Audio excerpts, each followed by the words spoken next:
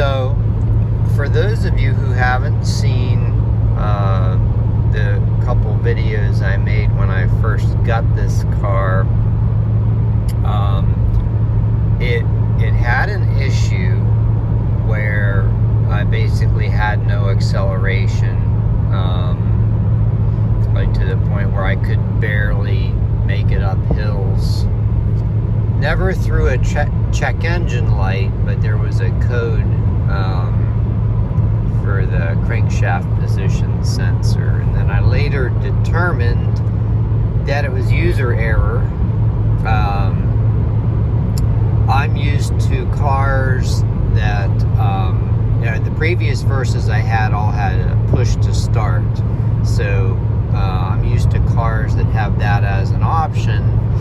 You just basically bump the key and the car automatically starts, similar to the way the push button would work.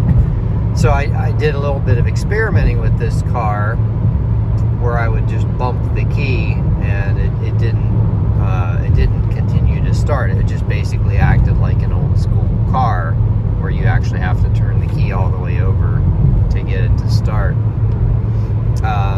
So my theory is that in doing so, that I did it so quick one time that it was like literally in between firings of the crankshaft position sensor, and it caused it to act up like that. So since then, I've always held the key until it starts, and I've not had any issues since then. So again, approaching 1,000 miles.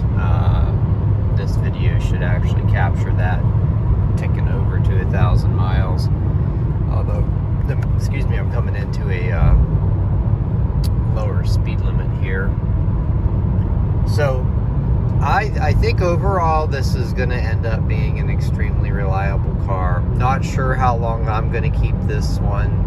My history has been to buy one, keep it for a few months, sell it to Carvana, and then repeat the process. I may or may not do that with this one. I really don't know at this point. If I did that, the next one would most likely be a 24. Assuming it's still the same basic car, and it would be nice if they brought some of the content back for the 24s. But so for the first 1,000 miles, I would actually just say I haven't had any problems, because you can't really count a user error as an issue. And it just feels very well built. I've driven a lot of cheap cars in the past, and generally speaking, they're okay.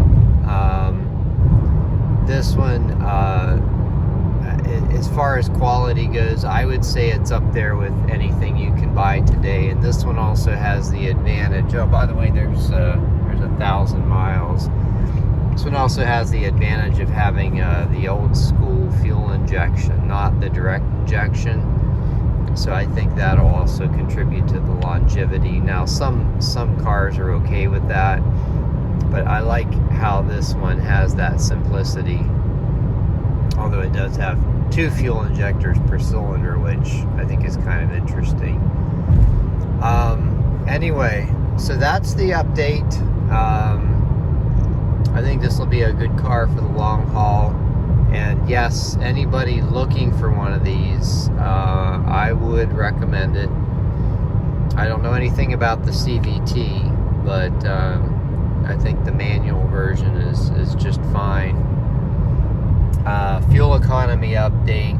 I've been doing a lot of spirited driving, and then a decent amount of highway driving. I don't know, maybe 70% highway or 60% highway, and then the rest spirited driving in the country. And I'm still pulling 35.7. I did a highway fuel economy update video, so you can check that out. And any questions or comments, please let me know. Have a great day.